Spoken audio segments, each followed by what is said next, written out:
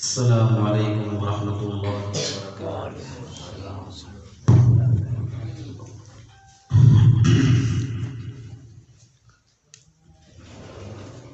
الحمد لمن ملک الملک وخلق الخلق بالقدرة بالحق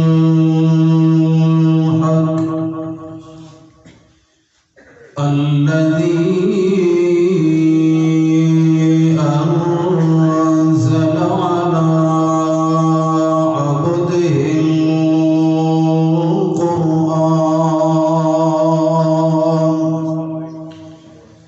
أرسل إلينا رسولا فصيح اللسان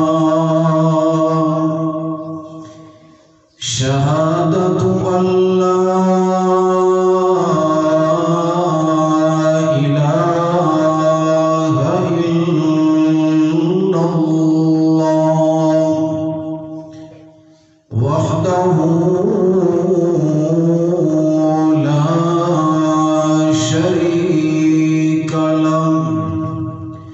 وأشهد أن محمدًا عبده ورسوله أما بعد فإن خير الحديث كتاب الله وخير الهدي هدي محمد صلى الله عليه وسلم وشر الأمور محدثاتها وكل محدثة بدعة أعوذ بالله من الشيطان الرجيم بسم الله الرحمن الرحيم ولا تأكلوا أموالكم بينكم بالباطل سبحان ربك رب العزة عما يصفون وسلام على المرسلين والحمد لله رب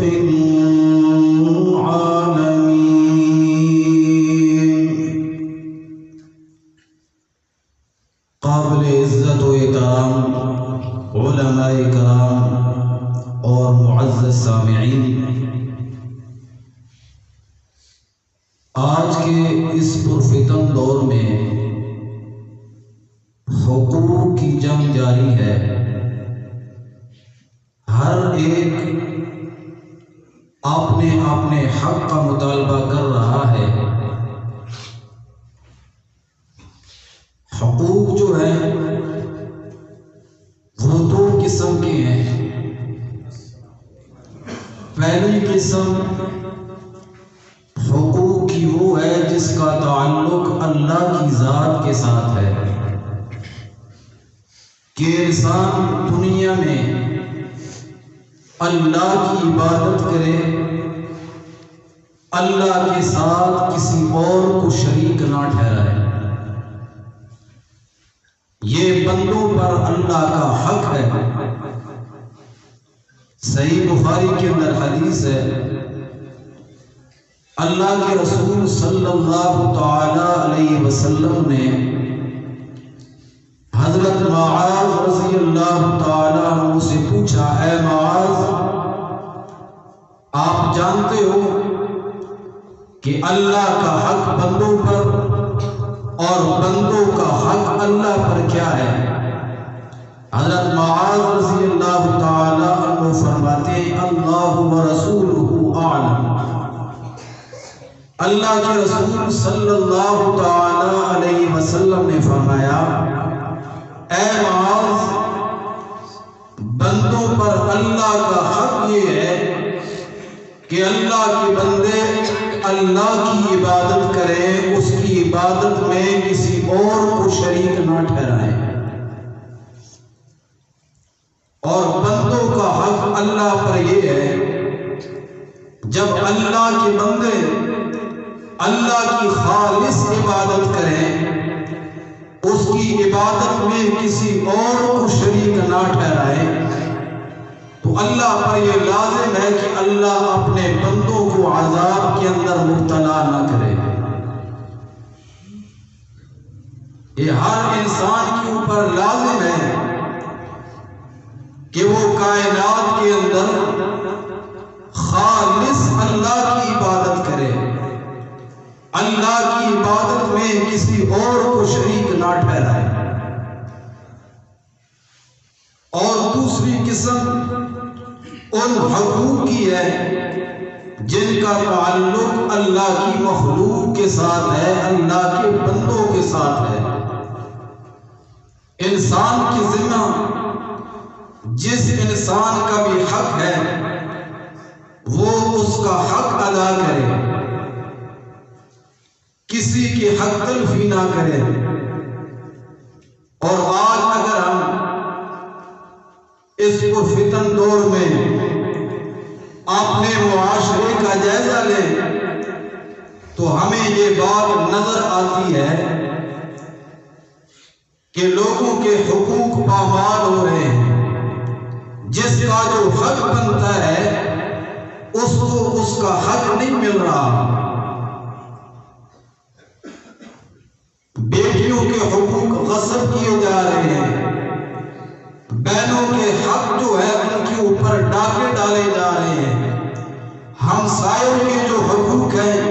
وہ ادا نہیں کیے جا رہے ہیں، لوگوں کے مالوں کے اوپر قبضہ کیا جا رہا ہے، لوگوں کی زمینوں کے اوپر ناحق وہ ڈاکے ڈالے جا رہے ہیں۔ آج اس پرفتن دور میں لوگوں کے جو حقوق ہیں وہ پامال ہو رہے ہیں، کسی کو اس کا حق نہیں مل رہا۔ اگر کوئی بندہ دنیا کے اندر جتنا بھی بڑا متقی اور پرہیزگار بن جائے، 5 وقت کا نمازی بن جائے، مسجد کے اندر 5 وقت اذان بھی دے، پہلی صف میں کھڑے ہو کر نماز بھی ادا کرے، صدقہ اور خیرات بھی کرے، بیت اللہ کے اندر جا کر حج اور عمرہ بھی کرے، اگر وہ دنیا کے اندر اللہ کی مخلوق کے ساتھ ظلم اور زیادتی کرتا ہے، لوگوں کے حقوق اس نے دبائے ہوئے ہیں، جتنی مرضی نمازیں پڑھ لے، جتنا مرضی صدقہ اور خیرات کر لے، جتنے مرضی حج اور عمرے کر لے، اللہ کی گرفت سے وہ بچ نہیں سکتا۔ کیوں؟ جس کے ساتھ زیادتی کی گئی ہے، جس کے اوپر ظلم کیا گیا ہے، جس کا حق مارا گیا ہے، اور وہ جب مظلوم بندہ جس کے ساتھ زیادتی کی گئی ہے، وہ جب بندہ اپنے رب سے دعا کرتا ہے تو اللہ مظلوم بندے کی دعا فوراً قبول فرماتا ہے۔ اس لیے رسول رحمت صلی اللہ تعالی علیہ وسلم نے فرمایا، مظلوم کی بد دعا سے بچو، اس لیے کہ مظلوم کی بد دعا فوراً قبول ہوتی ہے۔ ظالم جو ہے وہ لوگوں کے حقوق غصب کرتا ہے، ظلم اور زیادتی کرتا ہے، دن دناتا پھرتا ہے، لیکن جس پر زیادتی کی گئی ہے، جس پر ظلم کیا گیا ہے، وہ پریشان ہے، اتنا پریشان ہے، جب اس پریشانی کے عالم میں مظلومیت کی حالت میں اپنے رب کو پکارتا ہے تو اس کا رب اس کی دعا فوراً قبول فرماتا ہے۔ مشکات کے اندر حدیث ہے، سنن ابی داؤد کے اندر حدیث ہے، جامع ترمذی کے اندر حدیث ہے، رسول رحمت صلی اللہ تعالی علیہ وسلم نے فرمایا 3 دعائیں ایسی ہیں اللہ فوراً قبول فرماتا ہے۔ آپ نے فرمایا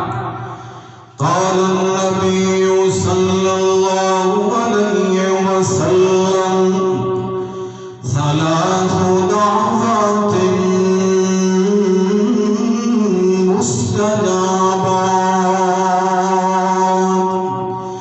لا شک فیہم.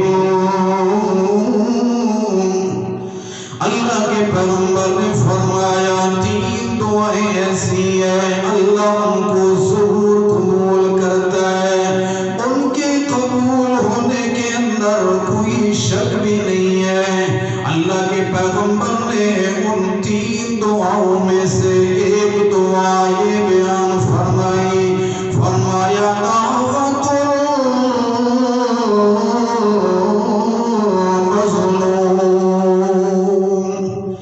جس وقت مظلوم بندہ اللہ سے دعا کرتا ہے، اللہ مظلوم بندے کی دعا فوراً قبول فرما لیتا ہے. اس لیے اللہ کے پاک پیغمبر نے فرمایا اتق دعوت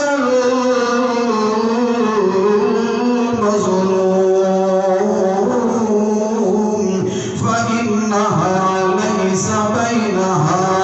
وبين الله حجاب. مظلوم کی بد دعا سے بچو. تھوڑا تھوڑا قریب ہو جائے، آگے آگے ہو جاؤ.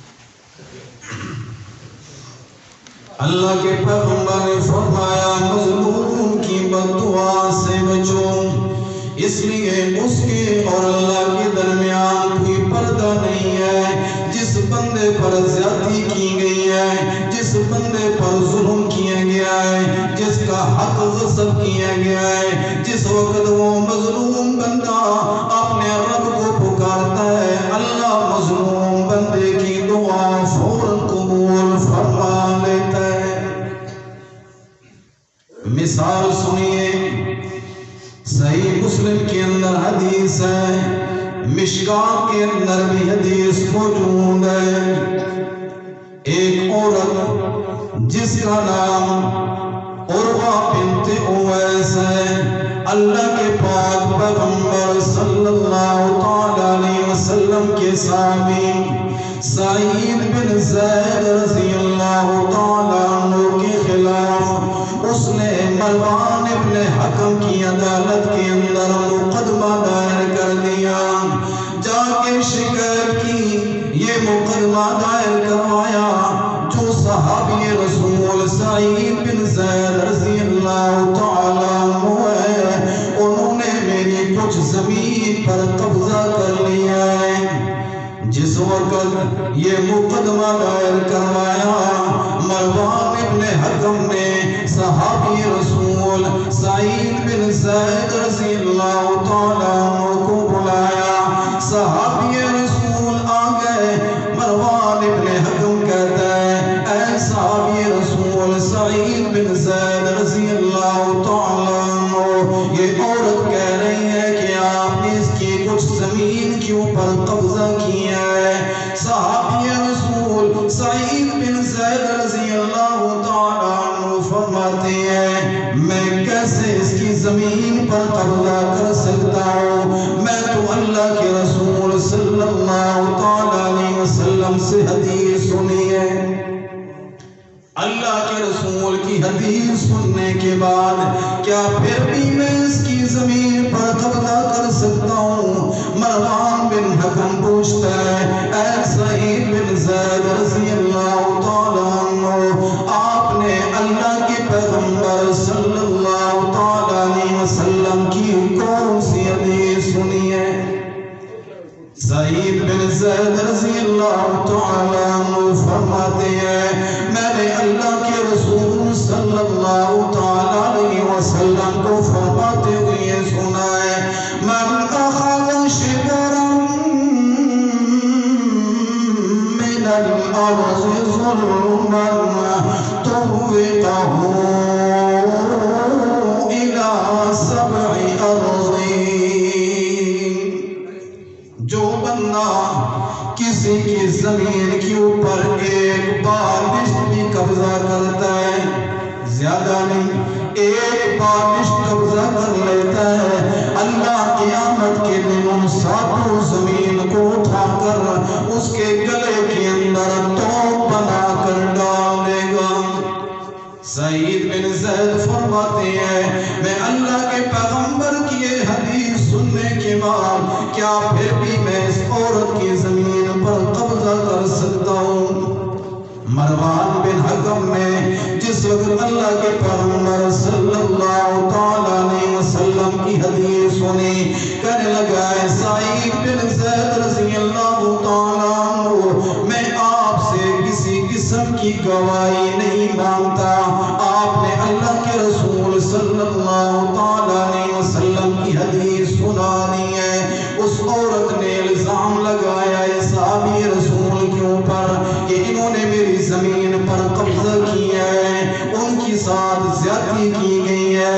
ظلم کیا گیا ہے، ان کے اوپر بہتان لگایا گیا ہے۔ سعید بن زید رضی اللہ تعالیٰ عنہ اس عورت کو بد دعا دیتے ہیں، کیونکہ جس وقت مظلوم بندہ بد دعا کرتا ہے اللہ فوراً اس کی دعا قبول فرماتا ہے۔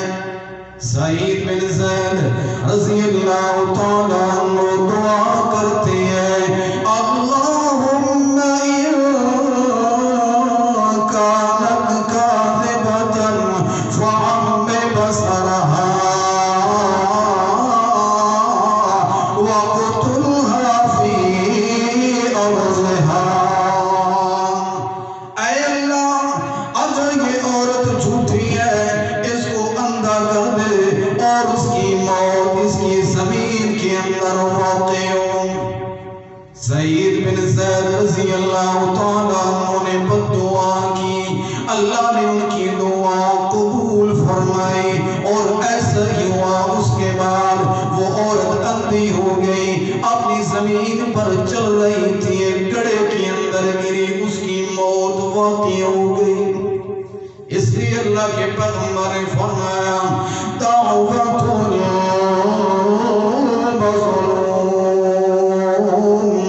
مظلوم کی بد دعا سے بچو۔ جس وقت مظلوم بندہ اپنے رب سے دعا کرتا ہے اللہ مظلوم کی دعا فوراً قبول فرما لیتا ہے۔ اور اللہ قرآن مقدس میں فرماتے ہیں وَلَا تَأْكُلُوا أَمْوَالَكُمْ بَيْنَكُمْ بِالْبَاطِلِ۔ لوگوں کے مالوں کو باطل طریقے سے نہ کھاؤ، ناجائز طریقے سے نہ کھاؤ، حرام طریقے سے لوگوں کے مالوں کو نہ کھاؤ۔ کسی کی زمین پر قبضہ کر کے تم رشوت دے کر حاکموں کو، تم رشوت دے کر وکیلوں اور ججوں کو وہ زمین اپنے نام نہ کروا لو۔ یاد رکھو اگر کسی کی چیز ہے، کسی کا مال ہے، کسی کی زمین ہے، اگر تم رشوت کے ذریعے وہ مال حاصل کر لو گے وہ مال تمہارا نہیں ہوگا، وہ زمین تمہاری نہیں ہوگی۔ لوگ آج ایسا کر رہے ہیں، لوگوں کی زمینوں کے اوپر ڈاکے ڈال رہے ہیں، لوگوں کے مال غصب کر رہے ہیں، رشوت دے کر وکیلوں کو ججوں کو اپنے نام کروا لیتے ہیں۔ یاد رکھو کسی کے کہنے سے وہ زمین یا مال تمہارا نہیں ہو جائے گا۔ اللہ کے پاک پیغمبر صلی اللہ تعالیٰ علیہ وسلم نے اپنے دروازے کے سامنے دو جھگڑا کرنے والوں کی آواز سنی۔ اللہ کے پاک پیغمبر باہر تشریف لائے ان کے پاس، اللہ کے پاک پیغمبر نے فرمایا لوگو انما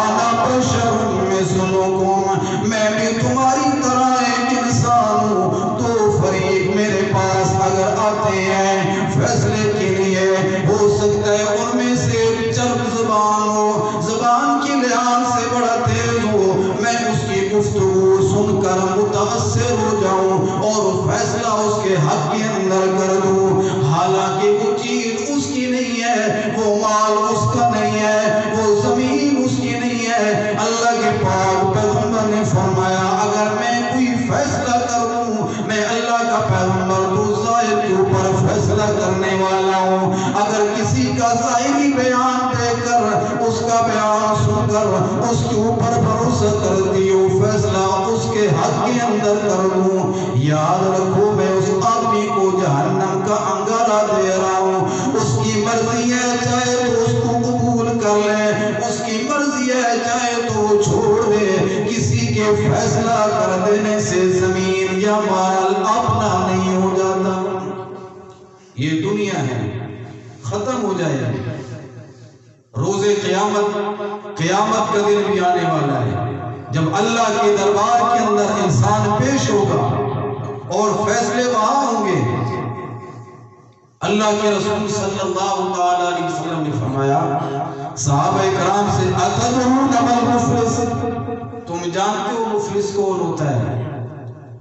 آج اگر ہم اپنے معاشرے کا جائزہ لیں، کئی لوگ ایسے ہیں جو بڑے متقی اور پرہیزگار بنتے ہیں لیکن دوسروں کے حقوق پر ڈاکے ڈالتے ہیں، دوسروں کا جو حق بنتا ہے اس کا حق اس کو نہیں دیتے۔ یاد رکھو یہ نمازیں، یہ روزے، صدقہ اور خیرات یہ اللہ کی گرفت سے نہیں بچا سکتے۔ رسول اللہ صلی اللہ علیہ وسلم نے صحابہ سے فرمایا اتدرون ما المفلس، اے میرے صحابہ تم جانتے ہو مفلس کون ہوتا ہے؟ صحابہ کرام نے فرمایا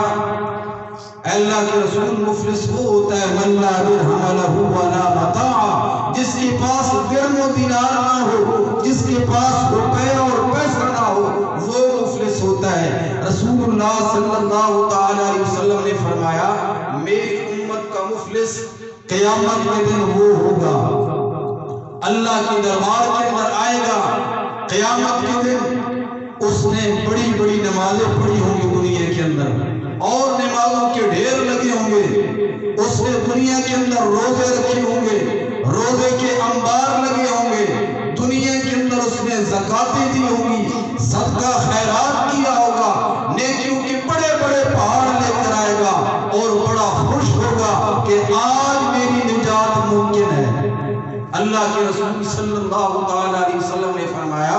دوسری طرف سے وہ لوگ آ جائیں گے قد شتم ھذا وقذف ھذا واکل مال ھذا وسفك دم ھذا وضرب ھذا، وہ لوگ آ جائیں گے جن کے ساتھ دنیا میں ظلم اور زیادتیاں کرتا رہا، ان کے حقوق دباتا رہا، کسی کا اس نے خون بہایا ہوگا، کسی کو گالیاں دی ہوں گی اور کسی کے اوپر بہتان لگایا ہوگا، کسی کا خون بہایا ہوگا، کسی کا مال کھایا ہوگا، کسی کی زمین پر قبضہ کیا ہوگا، وہ سارے کے سارے آ کر اپنے اپنے حقوق کا مطالبہ کریں گے۔ ظاہر ہے قیامت والے دن انسان کے پاس روپیہ پیسہ تو نہیں ہوگا کہ انسان ان کو قیمت دے گا اور اپنی جان بچا لے گا، اس وقت انسان کی جو نیکیاں ہوں گی ان حقداروں کو دی جائیں گی، وہ آئیں گے اپنے اپنے حقوق کا مطالبہ کریں گے، اس آدمی کی جو نیکیاں ہوں گی ان حقداروں کو دی جائیں گی، حتیٰ کہ اس کے نیکیوں کے بڑے بڑے پہاڑ ختم ہو جائیں گے۔ ابھی تک حقوق کا مطالبہ کرنے والے لوگ باقی ہوں گے، نیکیاں ختم ہو گئی ہیں، اب ان حقداروں کے گناہ جو ہیں وہ اس آدمی کے کھاتے کے اندر ڈال دیے جائیں گے، اور اللہ کے رسول صلی اللہ تعالی علیہ وسلم نے فرمایا ایسے آدمی کو اللہ جہنم رسید کر دے گا۔ دنیا کے اندر بڑی نیکیاں کی ہوں گی لیکن دوسروں کے اوپر ظلم اور زیادتیاں کرتا رہا، دوسروں کے حقوق کے اوپر ڈاکے ڈالتا رہا، اور اس کی یہ نیکیاں کل قیامت کے میدان میں اللہ کی گرفت سے اس کو نہیں بچا سکتی۔ لہذا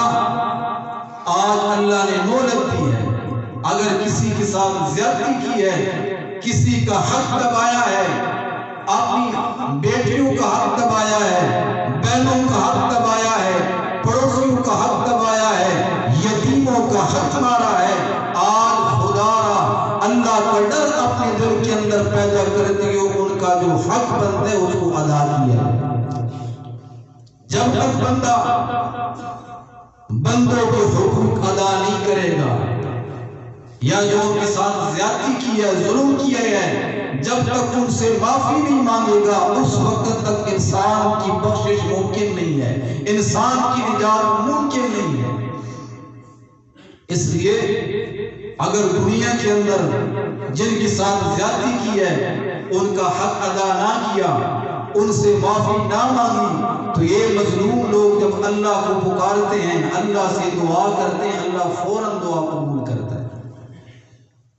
دوسری مثال سنیے، اللہ کے رسول صلی اللہ تعالی علیہ وسلم، صحیح بخاری کے اندر حدیث ہے،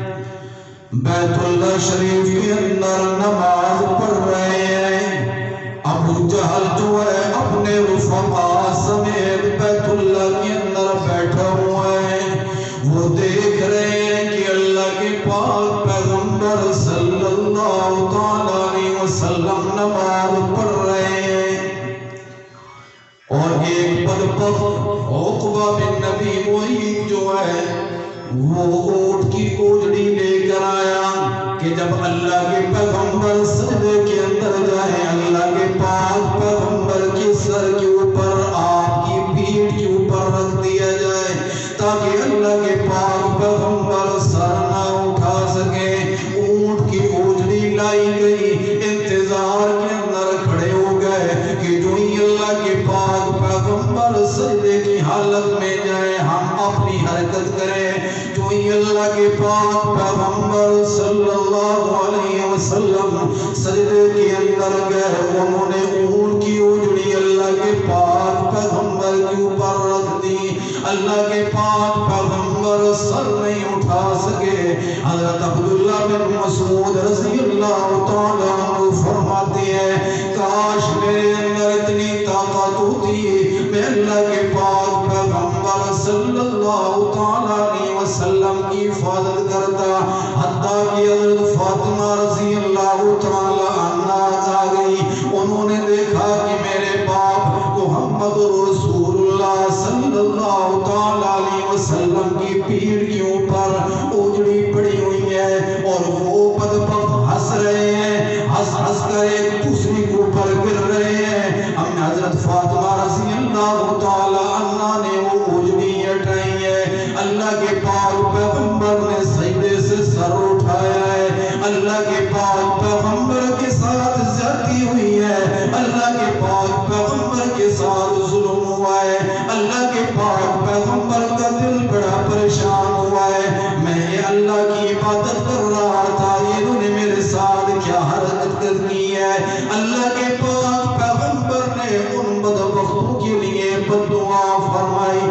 فرمایا اللہم علیک بقریش، اے اللہ ان قریش کو پکڑ لے۔ اللہ کے پاک پیغمبر نے ایک ایک بدبخت کا نام لیا، اے اللہ ابو جہل کو پکڑ لے، اے اللہ کے اللہ ان بدبختوں کو پکڑ لے، ایک ایک کا نام اللہ کے پاک پیغمبر نے لیا ہے۔ حضرت عبداللہ بن مسعود رضی اللہ تعالیٰ عنہ فرماتے ہیں، اللہ کے پاک پیغمبر نے ان کے لیے بددعا فرمائی ہے، اور ایسے ہی ہوا ہے۔ میں نے دیکھا کہ سارے کے سارے بدبخت جنہوں نے اللہ کے پاک پیغمبر کو تکلیف پہنچائی ہے، اللہ کے پاک پیغمبر کے ساتھ زیادتی کی ہے، اللہ کے پاک پیغمبر کے اوپر ظلم کیا ہے، حضرت ابن مسعود فرماتے ہیں میں ان سب بدبختوں کو دیکھا ہے کہ وہ بدر کے جو کنواں تھا اس کے اندر مقتول ہو کر گرے پڑے تھے۔ رسول اللہ کی دعا اللہ نے قبول فرمائی، کیونکہ جس کے ساتھ ظلم ہوتا ہے، زیادتی ہوتی ہے، جب وہ مظلوم بندہ اپنے رب سے دعا کرتا ہے تو اللہ مظلوم بندے کی دعا فوراً قبول کرتا ہے۔ اللہ کے پاک پیغمبر صلی اللہ تعالی علیہ وسلم کے صحابی حضرت سعد بن نبی وقاص رضی اللہ تعالی عنہ کوفہ کے اندر امامت فرمایا کرتے تھے۔ کوفہ والوں نے سعد بن نبی وقاص رضی اللہ تعالی عنہ کی شکایات بھیجنا شروع کر دی۔ مدینہ طیبہ کے اندر امیر المؤمنین حضرت عمر بن خطاب رضی اللہ تعالی عنہ کی طرف امیر المؤمنین فاروق اعظم رضی اللہ تعالی عنہ نے حضرت سعد رضی اللہ تعالی عنہ کو بلایا وظیفے والے آپ کی شکایات کر رہے ہیں کہ حضرت سعد ہمیں نماز ٹھیک نہیں پڑھاتے، تو معلوم ہوتا ہے امام کے اوپر اعتراض کرنا یہ آج کا وتیرہ نہیں، یہ پیچھے سے چلا آ رہا ہے۔ انہوں نے کہا سعد ہمیں صحیح نماز نہیں پڑھاتے۔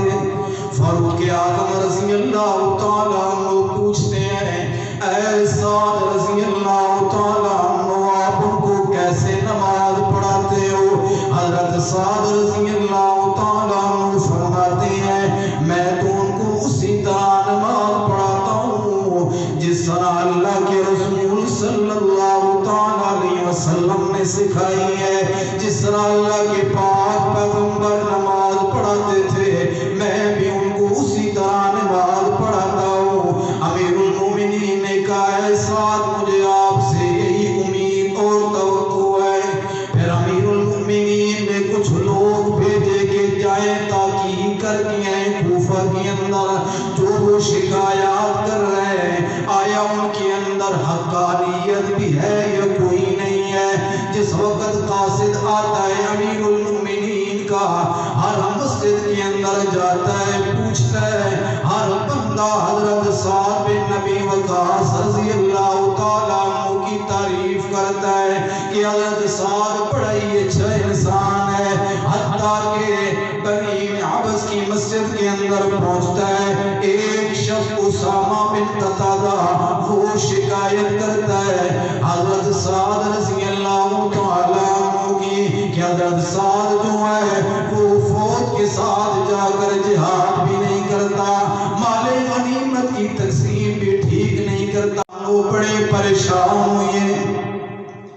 حضرت سعد رضی اللہ تعالیٰ عنہ نے اس آدمی کے خلاف 3 بد دعائیں فرمائی۔ فرمایا اللہم ان کان عبدک ھذا کاذبا وقام ریاء وسمتا فاطل عمره واطل فقره وعرضه بالفتن۔ اے اللہ اگر یہ تیرا بندہ جھوٹا ہے، ریاکاری کے لیے کھڑا ہے، اے اللہ اس کی عمر دراز کر دے، اے اللہ اس کو خون محتاج بنا دے، اے اللہ اس کو فتنے کے اندر مبتلا کر دے۔ حضرت سعد نے یہ 3 بد دعائیں فرمائی اور پھر ایسا ہی ہوا ہے اس بدبخت کی اللہ نے عمر لمبی کر دی اور اس کو خوب محتاج بنا دیا اور اس کو اللہ نے فتنے کے اندر مبتلا کر دیا۔ وہ کہتا تھا کہ مجھے سعد کی بد دعا لگ گئی ہے۔ عبد الملک بیان کرتے ہیں میں نے اس کو دیکھا ہے کہ اس کی عمر اتنی لمبی ہو گئی، اتنی طویل ہو گئی، اتنا بڑھاپا اس کے اوپر مسلط ہو گیا کہ اس کے بھوے جو ہیں وہ آنکھوں سے نیچے لٹک گئے، یہ حال ہو گیا اس کا۔ لیکن وہ راستے کے اندر عورتوں کو چھیڑا کرتا تھا، اللہ نے اس کو فتنے کے اندر مبتلا کر دیا۔ حضرت سعد کی بد دعا اللہ نے قبول کی، کیونکہ جس کے ساتھ ظلم ہوتا ہے، زیادتی ہوتی ہے، پھر وہ مظلوم بندہ جب اپنے رب کو پکارتا ہے تو اللہ فوراً مظلوم کی بد دعا کو قبول کرتا ہے۔ لہذا آج تہیہ کر لیں، ارادہ کر لیں، خالص نیت کر لیں، ارادہ کر لیں کہ آج کے بعد ہم نے کسی کے ساتھ ظلم اور زیادتی نہیں کرنی۔ اگر کسی کے ساتھ ظلم اور زیادتی کی ہے اس سے معافی مانگی جائے، اگر کسی کا حق دبایا ہے اس کا حق اس کو دیا جائے، تاکہ کل قیامت کے میدان میں اللہ کی گرفت کے اندر نہ آ جائیں۔ اللہ تعالیٰ سے دعا ہے اللہ قرآن و سنت پر عمل کی توفیق عطا فرمائے۔ وما علینا